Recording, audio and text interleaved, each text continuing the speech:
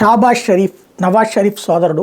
వాస్తవంగా నవాజ్ షరీఫ్ ప్రధానమంత్రి అవుతాడని అందరూ అనుకున్నారు. ఆయన్ని లండన్ నుంచి వెనక్కి తీసుకొచ్చి ఆయన మీద ఉన్న శిక్షలు రద్దు చేసి ఎన్నికల్లో పోటీ చేయించారు. ఎందుకంటే ఇమ్రాన్ ఖాన్ని దెబ్బకొట్టడం కోసం. కానీ ప్రజలేమో ఇమ్రాన్ ఖాన్కి భారీ మెజారిటీ ఇచ్చారు, వాళ్ళకంటే తక్కువ ఇచ్చారు. దాంతో చివరికి తను ప్రధానమంత్రి అవడానికంటే బుట్టో వాళ్ళతో కలిసి ప్రభుత్వం చేయాలి, అది సాధ్యంగా తనకి ఇష్టం లేదు. అందులో షేరింగ్ 2 ఏళ్ళు ఇటు 2 ఏళ్ళు అటు అని అది ఇష్టం లేక తను నవాజ్ షరీఫ్ ఆగిపోయాడు.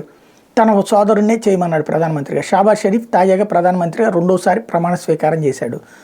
చేశాక అక్కడేంటి, పార్లమెంట్లో ఓటింగ్ పరంగా చూస్తే గెలిచేశాడు. 210 ఓట్లు అతనికి వస్తే 92 ఓట్లు ఇమ్రాన్ ఖాన్కి వచ్చినాయి.